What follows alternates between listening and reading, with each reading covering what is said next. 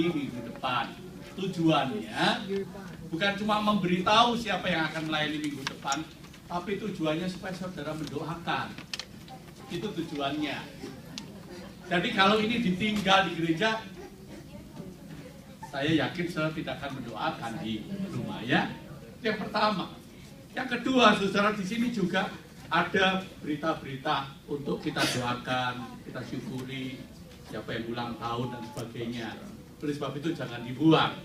Nah, saya ingin mengajak saudara membaca lagi ayat yang kita baca tadi bersama-sama ya, supaya kita lebih sungguh-sungguh mendalami apa sih maksud ayat Alkitab yang kita baca tadi.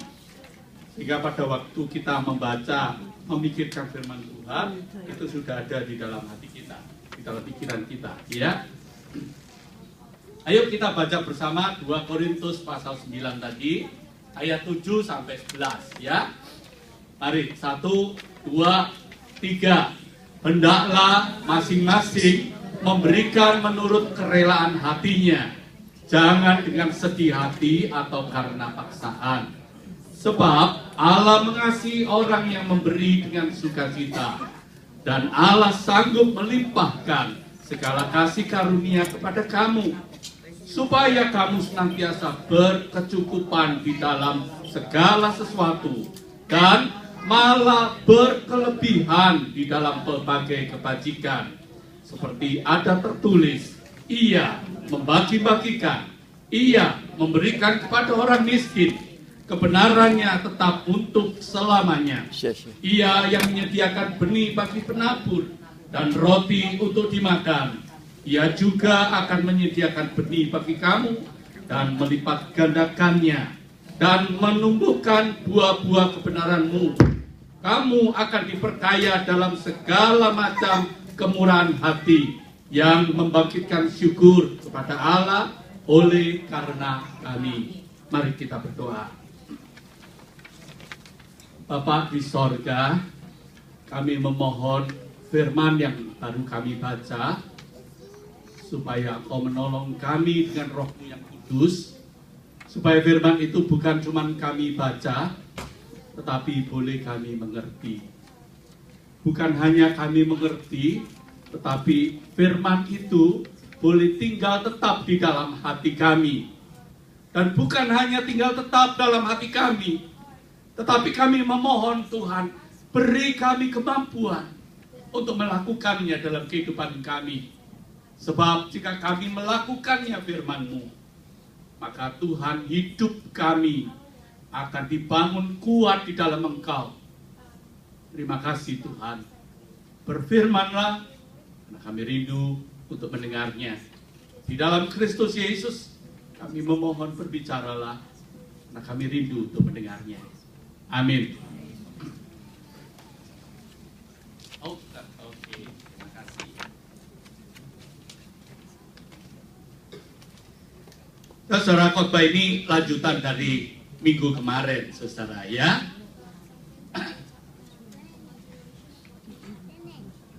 Nah, saudara, minggu kemarin saya mengkhotbahkan tentang hukum tabur tuai. Masih ingat kan? Orang yang menabur sedikit pasti menuai sedikit. Orang yang menabur banyak pasti menuai banyak. Gak mungkin orang menabur sedikit benih 1 genggam lalu tumbuhnya itu penuh 10 hektar. Gak mungkin. Ya, yang tumbuh adalah benih-benih yang 1 genggam itu. Tapi kalau kita menaburkan 1 karung benih, tumbuhnya pasti 1 karung benih kalau tidak ada kecelakaan. Ya saudara, nah itu yang saya khotbahkan. Ya saudara, itu hukum alam yang diciptakan Tuhan. Dan tidak ada hukum lain yang bisa menentang hukum yang diciptakan Tuhan. Nah sekarang saya ingin mengkhotbahkan tentang motivasi di dalam memberi. Saya memberikan judul The Art of Giving in True Love, saudara. Nah saudara, ada seorang ibu, saudara, seorang janda yang masih muda, ditinggalkan suaminya karena sakit. Dia masih punya anak yang kecil, laki-laki satu-satunya. Dan dia bertekad dalam hidupnya, aku ingin menjadi single parent. Dia dari desa yang kecil. Dia mengatakan, oke, cukup Tuhan, sekarang aku bertekad untuk tidak menikah lagi, aku ingin membesarkan anakku. Saudara tidak salah kan? Kalau dia menikah lagi juga tidak salah. Iya kan? Tapi dia bertekad untuk tidak menikah. Dia ingin mencurahkan seluruh hidupnya, seluruh kekuatannya untuk membesarkan anaknya supaya anaknya berhasil. Dan saudara memang beruntung karena dia memiliki anak yang pintar juga. Anaknya sangat pintar. Tetapi malangnya saudara, ibu ini tidak punya pendidikan dan tidak punya keterampilan. Dia cuma punya kekuatan. Dia punya cuma kekuatan fisik saja. Tetapi dia bertekad, aku tidak menikah lagi. Aku akan berjuang keras untuk membuat anakku berhasil. Cara apa yang dia lakukan? Dia terima cucian pakaian dari tetangga-tetangganya. Cerita ini dikirim oleh teman saya. Oh, kurang keras ya. Thank you. Oke. Ya, oke, cukup. Ya udah. Jadi ibu ini menerima cucian dari tetangga-tetangganya. Dia nggak mau diberi santunan pada tetangganya, tapi dia bilang, kasih aku pekerjaan, cuci pakaianmu, aku cuci semua. Ya, dan memang di Indonesia pada waktu itu dia dari desa, tidak ada mesin cuci seperti di sini, semua cuma dimasukin saja, cetek semuanya, nanti 1 jam kemudian keluar sudah kering, sudah bersih. Dia cuci pakai tangannya, saudara. Dia mencuci. Dan karena dia tahu anaknya sangat pintar, dia bilang sama anaknya, Le, gue gak usah bantu ibu, ya. Nak, kamu gak usah bantu mama. Kamu sekolah aja yang pintar, berjuanglah keras untuk merebut masa depanmu. Mama akan berjuang untuk mencukupkannya. Si anak itu berjuang secara mati-matian, belajar mati-matian. Memang anak itu pintar. Sampai di sekolah pun dia dapat beasiswa. Sampai lulus SMA dia pergi ke perguruan tinggi juga nggak pakai tes karena sudah penyelusuran bakat itu dia masuk ke perguruan tinggi yang bagus. Wah, mamanya setengah mati, gembiranya saudara, bangganya luar biasa. Sampai suatu hari si mama mendampingi si anak itu di wisuda, melihat anaknya yang dulu waktu kecil ditinggal bapaknya itu sekarang jadi seorang sarjana. Dan dia pergi ke Jakarta untuk bekerja. Dan dia diterima di suatu perusahaan yang gede, saudara. Punya posisi yang sangat bagus. Dan ketika dia bekerja di sana dengan bagus, saudara, ternyata anak bos dari yang pemilik perusahaan itu jatuh cinta sama dia. Wah, ini buah si malakama. Ini buah durian ini, saudara ya. Durian utuh ini. Waduh. Dapat anaknya bos cantik lagi, kaya lagi. Dia pacaran beberapa tahun. Tapi tidak kunjung dilamar. Kenapa? Dia takut melamar. So, kalau dia melamar, dia membawa ibunya. Diterima enggak ya? Dia takut kehilangan gadis yang dicintainya. Akhirnya keluarga si gadis ini mendesak supaya dilamar.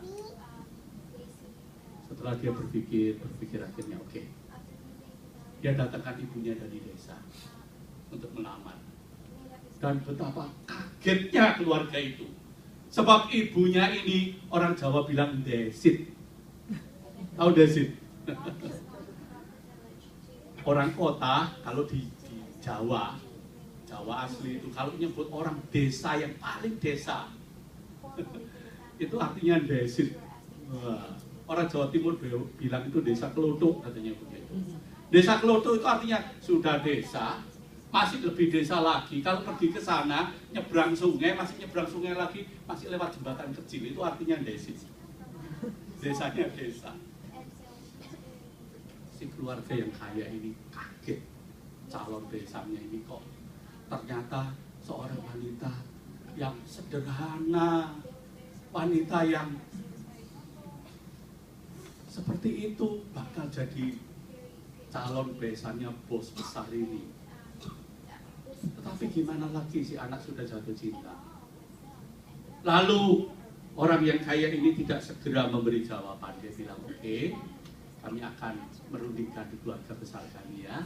Nanti kami akan memberikan jawaban minggu depan. Begitu. Lalu si anak ini dengan ibunya diantar pulang ke desa.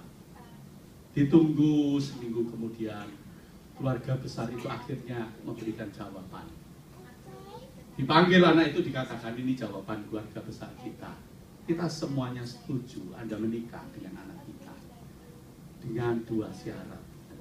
Syarat yang pertama, pada waktu pesta pernikahan, kamu tidak boleh mendatangkan mamamu kemari. Gitu. Syarat yang kedua, setelah kamu menikah, kamu tidak boleh mendatangkan mamamu datang ke rumahmu. Kalau kamu kangen, kamu yang pulang ke rumah untuk tengok mamamu. Itu syaratnya. Si anak yang sudah dak-dikduk, aduh, aku ini pasti ditolak. Mana mungkin aku ini orang miskin bisa menjadi menantunya orang kaya. Anaknya cantik lagi. Dia begitu sukacita luar biasa bahwa ternyata dia itu diterima menjadi menantu orang kaya itu dengan 2 syarat saat tadi. Dia pikir, aduh, syarat yang mudah dia itu dipenuhi. Lalu dia pulang ke kampung. Tapi di dalam perjalanan dia gundah, saudara, untuk menjalankan syarat ini. Gimana aku mesti ngomong sama mama ya? Sama ibuku gimana ya? Dan di dalam kegundahan hatinya itu, saudara, dia tidak cepat-cepat pulang ke rumah. Dia pergi ke konselor rohaninya, pembimbing rohaninya. Lalu dia bercerita kepada pembimbing rohaninya. Dan dia minta nasihat. Apa nasihatmu? Saudara, pembimbing rohaninya tertegun mendapat semua cerita itu. Nggak bisa jawab. Mulutnya terkunci. Sampai akhirnya si pembimbing rohani itu mengatakan begini saja. Sekarang aku belum bisa memberi jawab katanya gitu. Tapi kamu pulang, besok pagi kamu datang ke sini. Kamu pulang, aku cuma minta satu saja. Kamu lakukan ini, besok kamu datang ke sini, kamu pasti sudah dapat jawaban katanya. Oke, apakah yang aku harus lakukan? Apa? Kamu ambil handuk kecil yang lembut. Kamu ambil baskom, kamu tuangkan air hangat, kamu seka tangan mamamu katanya. Kamu seka tangan mamamu, setelah itu kamu pergi kemari. Besok pagi kamu ke sini. Oke. Dia pulang. Sudah tak petang, saudara. Ketika dia pulang, dia dapat masuk rumahnya, saudara, dia melihat ibunya nggak ada. Dia pergi ke dapur, dia tuangkan air dari termos, dikasih dengan air dingin sedikit, diambilnya handuk kecil. Lalu dia pergi ke kamar. Ternyata mamanya ada di dalam kamar. Lagi sedikit demam. Gak sakit. Lalu dia duduk di samping mamanya. Oh, mamanya senangnya setengah mati anak ini datang dari kota. Iya, dipeluknya anaknya. Lalu dia menyeka tangan mamanya. Dan ketika dia menyeka tangan mamanya, dia sangat terkejut. Sangat terkejut. Sebab dia tidak pernah membayangkan tangan mamanya itu begitu kasarnya seperti itu. Dia tidak pernah membayangkan bahwa di tangan mamanya itu penuh dengan parut-parut bekas luka yang sudah sembuh. Dan terus dia membasuh, sambil mencucurkan air mata. Lalu si mama menanyakan, nah, apa jawab ibu dari kekasihmu itu? Gimana keputusannya? Jadinya gimana, nak? Mamamu siap, nak, untuk melakukan apa saja demi pernikahanmu, nak, katanya begitu. Lalu si anak itu terus membasuh tangan mamanya yang kasar itu. Dan dia mengatakan, mama, aku sudah membuat keputusan. Aku tidak akan melanjutkan lagi pernikahanku dengan dia, ma.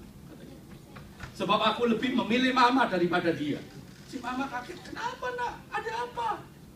Tolong katakan, nak. Dia mengatakan, no, mama. Dia melihat tanganmu yang penuh kasih untuk membesarkan aku ini, Mama. Aku tahu bahwa cintamu tidak akan tertukar. Aku tidak mungkin bisa menukarkan cintaku kepada gadis itu, sebab aku lebih memilih mendampingi Mama. Karena cintamu tak mungkin tertukar.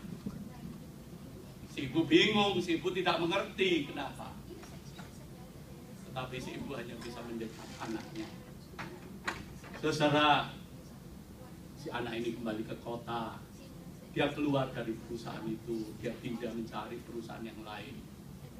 Walaupun dia sulit mencari perusahaan lain, tapi dia mendapatkan perusahaan lain yang lebih kecil dan gajinya lebih rendah. Tetapi saudara, gadis cintaannya itu pun juga akhirnya tahu alasan mengapa dia akhirnya memutuskan dan tidak mau lagi menikah dengan dia, karena dia tidak sanggup menjalankan syarat yang diminta oleh keluarganya. Akhirnya si gadis itu juga melarikan diri dari keluarganya dan dia komit menikah dengan kekasihnya ini, dengan laki-laki yang mencintai dia. Karena dia memutuskan, enggak, aku lebih memilih pacarku, lebih memilih kekasihku ini. Maka keluarga besarnya memutuskan hubungan dengan dia. Kamu kehilangan waris, kamu tidak akan diakui lagi. Dan dia mengatakan, yes, aku siap. Kemudian dia pergi kepada anak laki-laki ini dan dia mengatakan, aku tetap siap bersama kamu. Si laki-laki ini bertanya, kenapa? Resiko, kamu tahu aku ini miskin, aku dari keluarga miskin. Aku tidak mempunyai apa-apa. Aku tidak mampu memenuhi syarat yang diberikan oleh keluarga besarmu. Tapi si gadis itu mengatakan, itu persoalannya. Aku dibesarkan dengan keluarga yang berkelimpahan secara materi. Di keluarga besarku segala sesuatu diukur secara materi. Segala sesuatu di bargaining, di apa namanya? Ya, ditawar menawarkan dengan cara materi. Aku sudah jenuh, aku sudah bosan. Ketika aku bertemu dengan kamu, aku mendapatkan sesuatu yang hilang dalam hidupku, yaitu cinta yang sesungguhnya. Oleh sebab itu aku siap bersama dengan kamu. Saudara, saya nggak tahu ini cerita sungguhan atau tidak, saudara. Sebab teman saya yang ngirimi itu, saya tidak bisa ngecek, saudara. Tapi saudara, seringkali memang di dalam kehidupan ini banyak orang menilai cinta itu dengan materi. Banyak orang menilai kebahagiaan itu juga tergantung materi. Sungguhkah bahwa materi itu menentukan segala sesuatu? Walaupun saudara dan saya butuh materi, membutuhkan uang. Tapi ternyata, saudara, kisah ini ingin mengatakan bahwa uang bukan materi, bahwa kekayaan itu bukan segala-galanya. Bukan segala-galanya, saudara.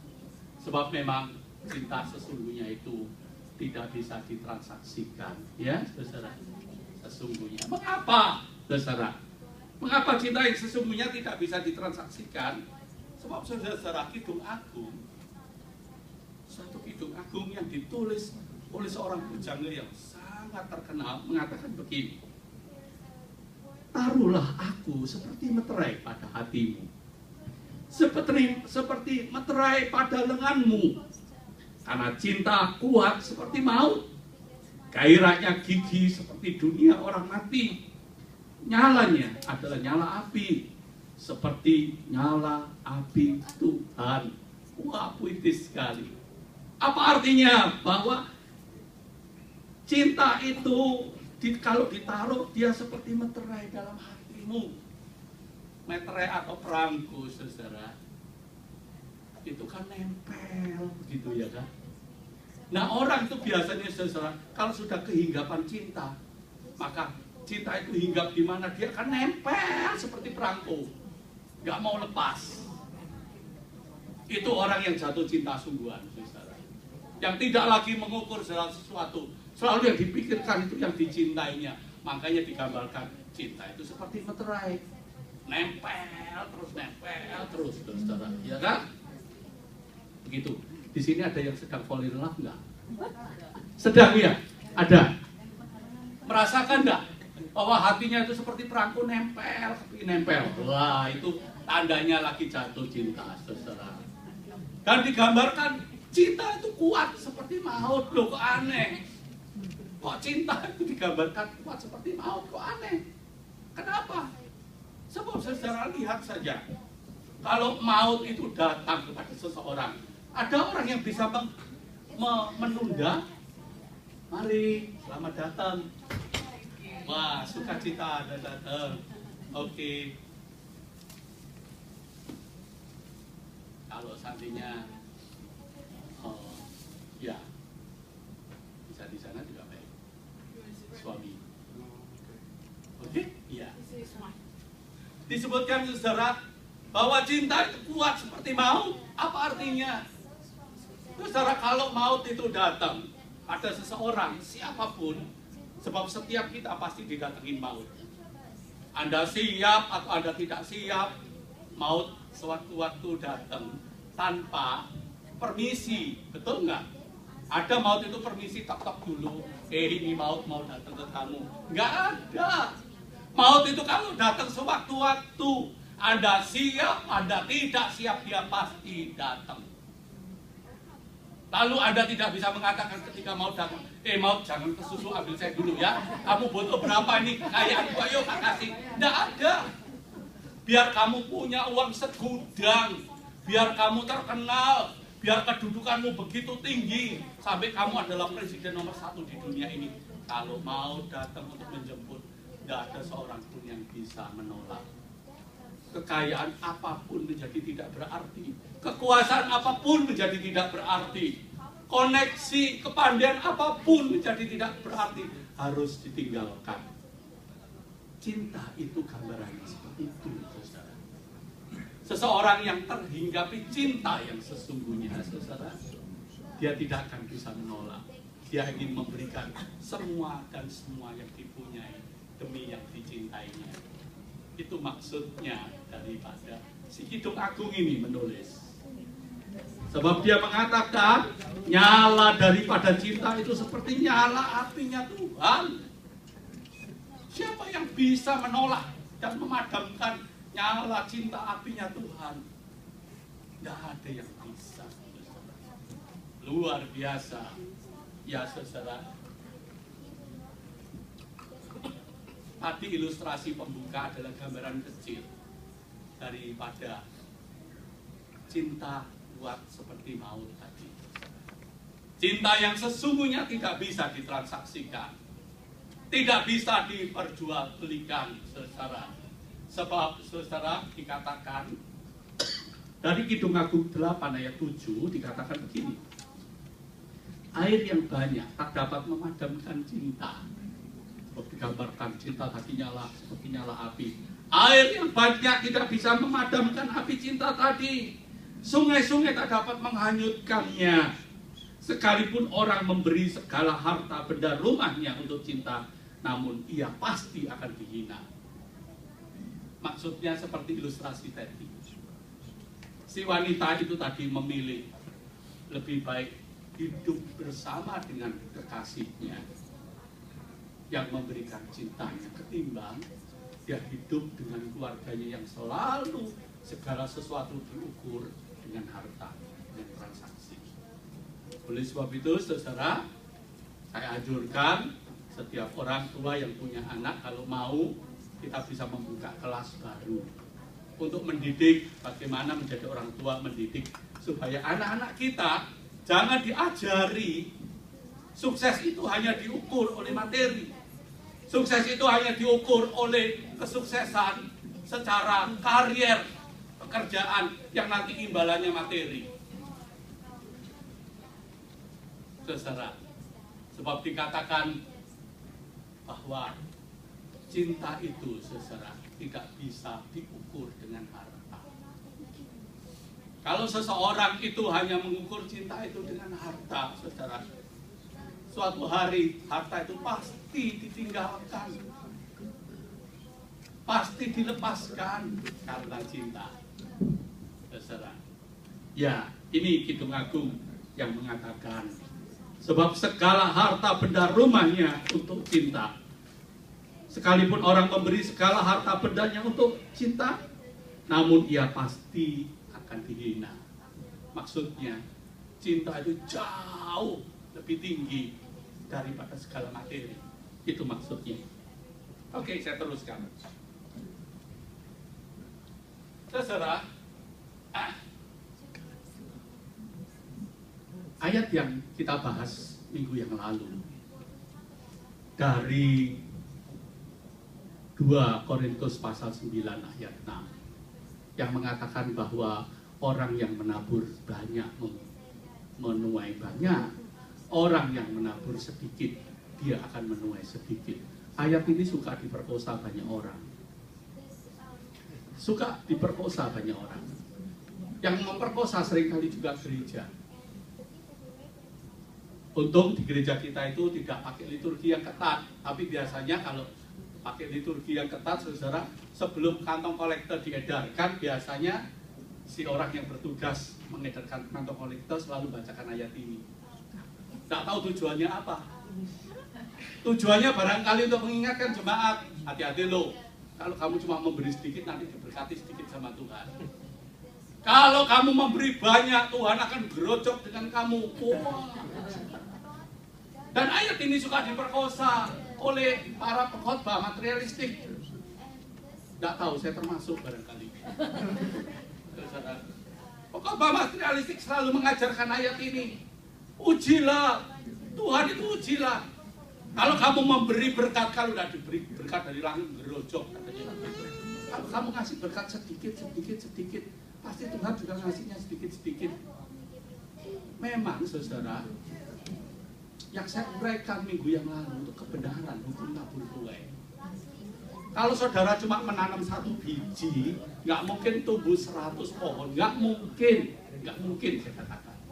Kalau saudara cuma nanam 1 biji, maka tumbuh 1 pohon. Saudara nanam 10 biji, akan tumbuh 10 pohon. Kalau saudara menanam 100 biji jagung, saudara akan mendapatkan 100 pohon jagung. Tapi pada waktu saudara menuai, hitung berapa banyak bulir-bulir jagung yang saudara dapat dari 100 biji jagung yang ditanam. Ribuan. Itu hukum tabur tuai, saudara, yang tidak bisa diingkari. Tetapi ayat ini seringkali disalahgunakan. Ayat ini juga bukan cuma disalahgunakan oleh pendeta-pendeta atau penginjil materialistik, tapi juga oleh jemaat materialistik. Karena jemaat materialistik itu suka ayat ini. Katakan, ayo kita harus berani memberi persembahan untuk Tuhan. Sebanyak-banyaknya, semakin banyak Tuhan kasih. Berkat makin limpah. Tuhan itu seperti orang yang mudah disuap. Dianggapnya surga itu seperti Indonesia, saudara. Enggak. Saudara, tidak ada konotasi suap. Supaya tujuannya memberi persembahan semakin banyak dan semakin banyak, Tuhan itu melimpahi berkat semakin banyak lagi. Tidak, saudara, ayat itu salah kalau diterjemahkan seperti itu. Sehingga siapa sih yang tidak tergiur? Kalau saudara baca Lukas pasalnya yang ke 18 ayat 29 sampai 30, ini juga ayat ini juga suka dikutip, saudara. Sambungannya, ayatnya bunyinya begini. Kata Yesus kepada mereka, pada banyak orang, aku berkata kepadamu, sesungguhnya setiap orang yang karena kerajaan Allah meninggalkan rumahnya, istrinya, atau saudaranya, atau orang tuanya, atau anak-anaknya, akan menerima kembali lipat ganda pada masa ini juga, dan pada zaman yang akan datang, ia akan menerima hidup yang kekal. Ayat ini suka membingungkan. Jadi mengikut Yesus, untuk kerajaan Allah itu meninggalkan orang tua, meninggalkan saudara, meninggalkan sanak famili. Siapa yang berani melakukan itu, Tuhan akan memberkati berlipat kali ganda. Dan ayat ini suka banyak diambil. Siapa yang berani memberi untuk Tuhan, pasti dibalas Tuhan berlipat kali ganda. Itu pengertiannya keliru. Pengertiannya seperti ini, saudara. Tuhan tidak menyuruh kita meninggalkan orang tua kita, saudara kita, famili kita, tidak. Tapi ayat ini ingin mengatakan bahwa di atas semuanya, keluarga kita, saudara kita, ada Tuhan. Kalau kita itu melakukan segala sesuatu, prioritaskan yang tertinggi itu untuk Tuhan maksudnya. Prioritas yang utama dalam hidup kita itu untuk Tuhan. Kalau kamu selalu memprioritaskan segala sesuatu untuk Tuhan, Tuhan tidak pernah berhutang. Itu maksudnya ayat ini. Tuhan tidak pernah berhutang. Tidak pernah terjadi orang yang memberi itu menjadi miskin karena memberi. Kalau pemberian itu sungguh-sungguh disadari, dia lakukan itu untuk Tuhan. Maksudnya itu. Macam-macam motivasi orang memberi. Ada orang memberi karena aku memberi, kalau tidak memberi tidak enak. Rasa sungkan. Ada kan orang yang begitu. Apalagi saudara kalau yang diberi itu orang lebih rendah, lebih miskin dari dia. Paling dikasih gini aja dia sudah senang. Tapi coba kalau yang undang saudara itu bos besar, pejabat besar, saudara pasti berapa bulan sudah bingung. Disumbang apa ya, kasih apa ya, yaitu bos besar. Nanti tak kasih begini, padahal ini bagi aku sudah gede banget. Pasti dia merasa ini masih terlalu kecil. Iya toh? Tapi kalau kita itu mau ada teman kita ulang tahun atau teman kita menikah, dia itu orang kere begitu, kita bingung begitu. Paling-paling kita merasa, dikasih gini aja dia sudah senang. Itu seringkali motivasi manusiawi. Ada juga orang yang mempunyai motivasi dalam memberi. Aku tak memberi dia. Dengan memberi dia, dia pasti sungkan dengan saya. Kalau dia sudah sungkan, aku gampang mempengaruhi dia. Aku gampang mempengaruhi dia. Ada nggak orang yang begitu? Ada orang yang begitu. Ada juga orang yang memberi karena terpaksa. Ada juga orang yang memberi karena utang budi. Ada nggak? Ada ya, orang yang memberi karena utang budi. Nggak jarang. Banyak anak-anak juga, aduh, orang tua aku ini ngerepotin banget. Wah ini kok nggak dipanggil-panggil Tuhan ya. Tiap kali mesti kesehatannya berapa, ngirim uang, kapan dipanggil Tuhan. Dia memberi karena terpaksa. Loh iyalah kalau sudah tua, Bu, ya cepat dipanggil Tuhan toh ya. Daripada sudah bongkok, sakit-sakitan, keluar uang banyak, terus gitu, nggak mati-mati, kerja juga sudah nggak bisa, begitu warisannya juga dulu nggak banyak. Lalu siapa?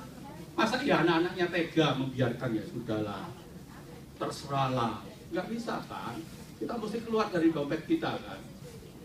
Sehingga dengan terpaksa, nanti kalau tidak dibawa ke dokter, apa kata tetangga, apa kata teman. Ada loh orang yang melakukan begitu. Saudara, ada. Saudara, iya kan? Nah saudara, luar biasa. Dan saudara, ayat ini suka diperkosa seperti itu. Padahal ayat-ayat ini ingin mengatakan kalau kamu itu memberi segala sesuatu, itu tujukan bukan karena dia itu orang tuamu atau dia saudaramu, tapi lakukan segala sesuatu itu untuk Tuhan. Kalau segala sesuatu yang kamu berikan untuk Tuhan, kamu lakukan untuk Tuhan, Tuhan itu tidak pernah berhutang, saudara. Dia sanggup melimpahkan berlipat kali ganda. Itu maksud ayat Lukas ini, saudara. Bukan Tuhan itu ingin, ayo beri, nanti tak buktiin, aku kasih kamu berkat. Bukan itu maksudnya, saudara. Jadi, saudara, kalau seperti itu motivasi pemberian kita, supaya dengan kita memberi, kita itu diberkati Tuhan berlipat kali ganda. Sebagai hamba Tuhan dengan rendah hati, saya mengatakan stop pemberian kita. Pemberianmu, pemberian saya stop. Sebab Tuhan tidak berkenan pemberian yang seperti itu, saudara. Pemberian itu akan sia-sia, saudara. Iya, saudara. Mengapa, saudara? Dalam Yohanes pasal 3 ayat yang ke-16, saudara. kurang 1 ayatnya. Yohanes 3:16 dikatakan, karena begitu besar kasih Allah akan dunia ini, sehingga Ia memberikan anaknya yang tunggal, supaya barang siapa yang percaya kepadanya tidak binasa, melainkan beroleh hidup yang kekal. Artinya, ketika Tuhan memberikan Kristus Yesus putranya, alasan satu-satunya dan tidak ada alasan yang lain, yaitu karena cinta. Tidak ada alasan yang lain. Alasannya cuma karena cinta. Karena Tuhan cinta kepada dunia ini, Dia tidak ingin dunia ini binasa. Dan karena cinta, Tuhan tidak pernah menahan yang paling terbaik yang Tuhan punya, yaitu putranya sendiri untuk diberikan kepada saudara dan saya dan kepada dunia ini. Itu pengertian Lukas pasal 18 ayat 29-30. Tuhan sanggup melimpahkan berlipat kali ganda. Masih kurang bukti bahwa Dia sanggup memberikan dengan berlipat kali ganda. Saudara, oke, selanjutnya kita lihat.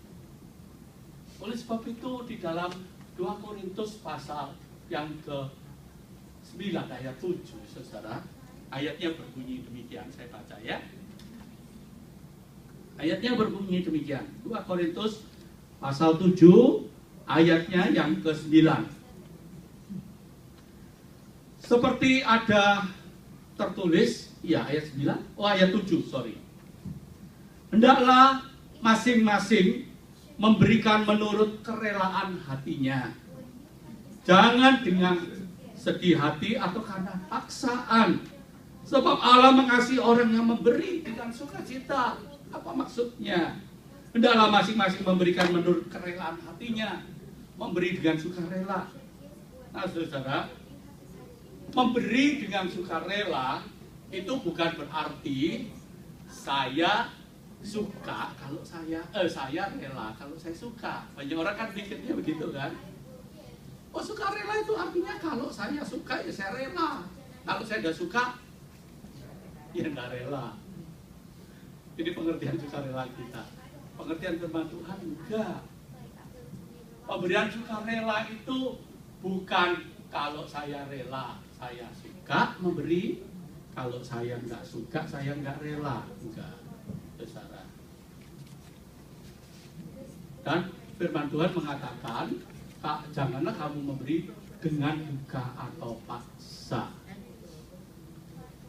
Artinya, saudara, kalau kita itu memberi dengan duka atau paksa, firman Tuhan mengatakan lebih baik tidak. Itu maksudnya. Lebih baik tidak. Begitu, saudara. Mengapa memberi harus dengan sukarela dan bukan dengan duka atau paksa? Sebab Tuhan ingin mengatakan, memberilah dengan cinta. Sebab Tuhan memberi dengan cinta. Cinta itu tidak bisa diukur. Cinta tidak bisa ditransaksikan. Cinta itu bukan sesuatu yang bisa dibargain, saudara. Saudara. Sebab di dalam pemberian karena dasarnya cinta. Saya memberikan judul khotbah ini, The Art of Giving in True Love. Pemberian yang sesungguhnya yang diberikan untuk Tuhan dan ditujukan bagi Tuhan adalah merupakan suatu seni untuk memberi dengan dasar cinta. Saudara, di luar itu pemberian kita kepada Tuhan itu menjadi tidak berarti, saudara. Tidak ada nilainya sama sekali.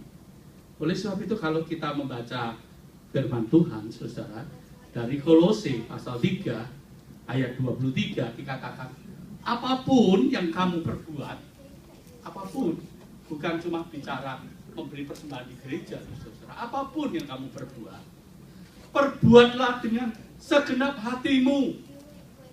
Entah kamu melakukannya itu untuk istrimu, untuk suamimu, untuk anakmu, untuk orang tuamu, apapun yang kamu perbuat, perbuatlah dengan segenap hatimu, seperti untuk Tuhan, bukan untuk manusia. Kalau itu kita lakukan, saudara, maka kita dipenuhi dengan sukacita.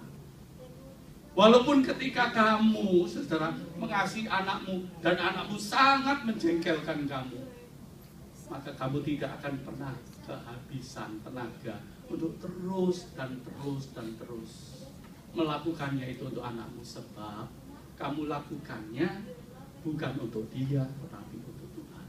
Itu maksud ayat ini. Dan orang yang sungguh bisa melakukan itu adalah orang yang dikuasai dengan seni memberi karena cinta tadi yang saya maksud. Oke, ya saudara. Oke, selanjutnya, saudara, setiap orang yang menganggap persembahan kepada Tuhan itu merupakan perbuatan baik kepada Tuhan, dan Tuhan berutang budi kepadanya. Maka 2 Korintus pasal 9 ayat 10, saudara, ingin mengajarkan kepada kita. 2 Korintus pasal 9 ayatnya yang ke-10 mengatakan demikian, saudara. Ia yang menyediakan benih bagi penabur dan roti untuk dimakan, ia juga akan menyediakan benih bagi kamu dan melipat gandakannya dan menumbuhkan buah-buah kebenaranmu. Apa ini maksudnya, saudara? Apa maksud dari ayat ini? Tuhan itu menyediakan benih. Saudara, benih itu ingin menggambarkan bahwa asal dari segala sesuatu. Tanaman itu kan asalnya dari benih. Ya saudara, asal dari segala sesuatu yang menjadi milik kita itu asalnya dari Tuhan. Seperti Tuhan menyediakan benih, maka saudara, setiap yang kita punyai, sampai termasuk hidup kita, harta kita, kekayaan kita, perusahaan kita, ataupun juga rumah kita, anak-anak kita, itu asalnya dari Tuhan. Tuhan yang menyediakan maksudnya. Memang kita itu tidak pernah diberi oleh Tuhan langsung cuma duduk diam-diam, aku tak ngasih persembahan yang lebih banyak, nanti dari langit sana jatuh berkat gerojok dari langit. Enggak, Tuhan nggak pernah lakukan itu. Itu nonsen. Ada orang yang suka keliru. Oh, kalau aku memberi loh dengan Tuhan, aku menyaksikan loh Pak, Tuhan itu betul-betul memberkati aku limpah-limpah katanya. Begitu aku tuh berani memberi, Tuhan lebih banyak, aku berbuat baik, aku nemu duit loh Pak, katanya. Ayo saudara, kalau saudara setelah memberi persembahan sekali ini $100 ke kantong persembahan, lalu nanti keluar dari gereja ini ada jompet jatuh di dalamnya begitu, ada $1.000 atau $2.000. Ayo, apa yang harus saudara lakukan? Shopping ya. Saudara langsung pegang begini, aduh puji Tuhan, puji Tuhan, begitu. Aku diberi Tuhan ini berkat berlimpah, ini ada dompet jatuh. Jangan saudara. Saudara bersuka cita, tapi yang punya dompet itu pasti berduka, saudara. Ya toh? Kalau di lingkungan gereja ini, berikanlah lost and found di sana. Ya. Kalau di luar gereja ini, berikanlah pada polisi, saudara. Pertanyaannya, kalau diambil polisi itu, ya polisi itu kan tanggung jawab sama Tuhan, bukan saudara. Iya kan? Begitu. Enggak. Tuhan itu kalau memberkati saudara berlipat ganda, Tuhan itu tidak memberi dengan cara seperti itu. Cara Tuhan memberi adalah memberi benih. Memberi benih. Kita mesti kerja keras untuk menanam, untuk merawat, untuk memupuk, untuk memanen. Tetapi setiap benih yang diberi itu pasti hasilnya berlipat kali ganda. Kalau ditanam dengan baik, dirawat dengan baik, dipupuk dengan baik, dipanen dengan baik, pasti hasilnya berlipat kali ganda. Itu pasti, saudara. Sehingga Tuhan ingin mengatakan bahwa semua yang diberikan kepadamu itu kan asalnya, akarnya itu berasal dari Tuhan. Jadi kalau ada orang yang mengatakan, ini kan milikku, kalau aku memberi pada persembahan kepada Tuhan, Tuhan itu utang budi sama aku. Tuhan itu harus membayarnya berlipat ganda, sebab aku ini berjasa. Kalau ada orang yang punya pengertian seperti itu, di dalam melakukan segala sesuatu untuk Tuhan, bagi hamba Tuhan saya katakan stop. Tidak. Jangan. Sebab bukankah segala sesuatu yang kita punyai itu milik Tuhan asalnya. Betul kan, saudara? Kalaupun saudara sungguh-sungguh menanam dengan keras, saudara merawat dengan keras, saudara menjaga dengan keras, belum tentu pohon-pohon yang ditanam itu pasti punya buah. Selalu pasti berbuah? Tidak selalu loh, saudara. Adik saya, saudara, punya tanah yang cukup gede di satu daerah pegunungan. Pada waktu dia beli, dia senang sekali di belakangnya itu ada banyak pohon mangga. Tapi dia sudah punya pohon itu, tanah itu kira-kira sudah hampir 15 tahun ini. Tapi dia bilang, ketika saya datang ke sana, ini pohon mangga ini mau tak tegur semua, katanya begitu, mau tak tebang semua. Kenapa? Saya bilang, itu sayang. Sudah 15 tahun tak tunggu, sejak beli dulu ya gedenya seperti ini, lebih gede lagi. Tapi tidak ada satu buah pun yang keluar. Ya sudah tak pupuk, tak apain, tapi tidak ada yang keluar, katanya begitu. Percuma. Percuma. Sebab ternyata, saudara, kita cuma bisa merawat, kita cuma bisa menjaga. Tetapi yang menumbuhkan, yang membuat tumbuhan itu berbuah, itu di tangan Tuhan. Jadi kalau ada orang yang sombong mengatakan, kalau aku punya, aku memberikan duitku, aku memberikan tenagaku untuk Tuhan, Tuhan berhutang budi sama aku, supaya Tuhan memberi berkat berlimpah padaku karena aku sudah mengutangi Tuhan. Keliru kita. Oleh sebab itu, sesungguhnya saudara, kita tahu bahwa memang betul ada hukum tabur tuai. Apa yang kita tabur banyak akan menuai banyak. Tetapi saudara, kapan kita menabur banyak dan menuai banyak, saudara? Saudara, kalau kita cuma menaburnya itu hanya yang kita anggap segala sesuatu diukur secara materi, saudara, maka kita akan rugi, saudara. Sebab saudara, kenapa? Kita berani memberi atau tidak memberi, Tuhan itu pasti memberkati. Pasti memberkati. Tidak ada misalkan si Lantan ini orang yang murah hati, suka nolong orang lain, dan juga suka memberi persembahan besar di gereja. Tapi yang namanya cik-cik ini, waduh, pelit-lit-litnya itu minta ampun. Betul, besar. Pelitnya minta ampun katanya begitu. Betul ya cik-cik.